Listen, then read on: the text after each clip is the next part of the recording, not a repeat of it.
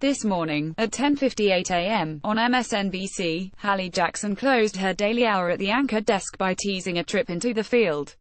She explained that she had witnessed the national Thanksgiving turkey presentation, one of my very favorite White House traditions, 6 times since arriving in Washington, and that she was heading to the Rose Garden for President Trump's first such ceremony.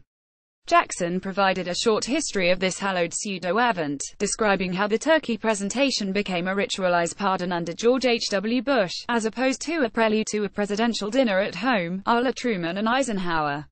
She introduced a photograph, taken a day earlier, of Wishbone and Drumstick, the turkeys due at this year's ceremony.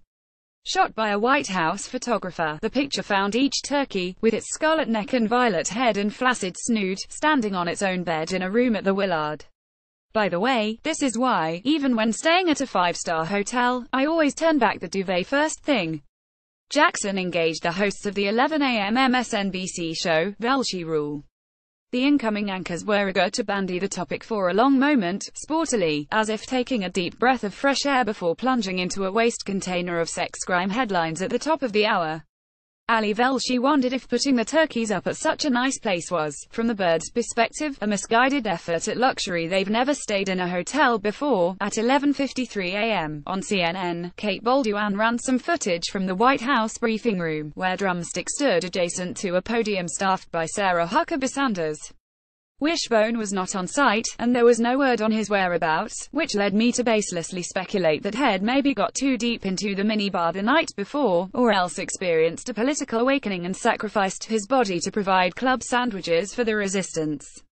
But Wishbone, for his part, looked well here on CNN and also on CSPAN, which captured a 3-minute video clip of his briefing room visit. You can hear him gobbling, intermittently, during his time by the podium, thereby providing some of the more cogent statements recently heard from that dais.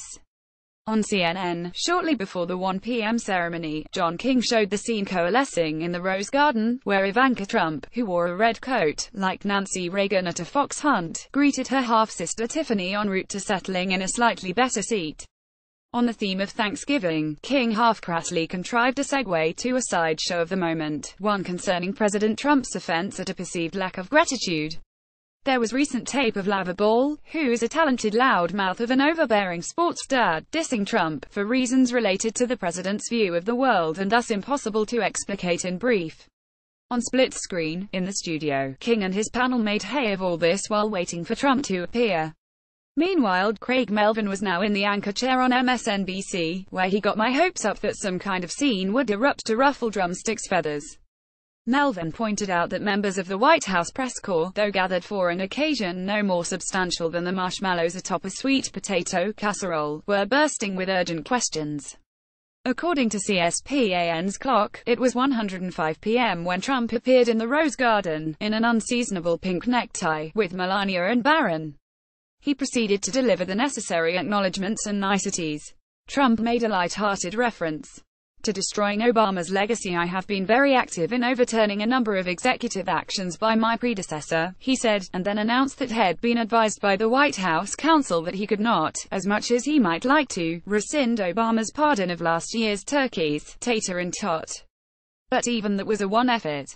Some of us had been salivating for the first Trump turkey pardon as, I don't know, some kind of comic relief or sordid spectacle. Perhaps it would go down as a colorful debacle, in which Drumstick contributed a pertinent metaphor by soiling the lawn. We had no such luck. The problem here, as ever, was Trump's thorough insincerity. At one point, he said, before we get to the pardon, I would like to take a moment to extend our very heartfelt special message. Thanks, folks, to the finest and bravest people in the entire world, our great men and women in uniform. But this is an inherent defect, symptomatic of much else. He cannot perform saying thanks as if he means it. For him, the phrase is just rosy punctuation amid patter. Thank you very much, Trump said to the assembled crowd when concluding his remarks, in the tone of someone politely dismissing a servant. Thank you, he repeated. Wishbone still AWOL. Trump pardoned Drumstick, and returned to the building soon enough. Only one query disrupted the cultivated calm. Off camera, a reporter called out to ask whether Trump was planning to pardon any humans this season. The question flapped past unacknowledged, failing to ruffle the president's feathers.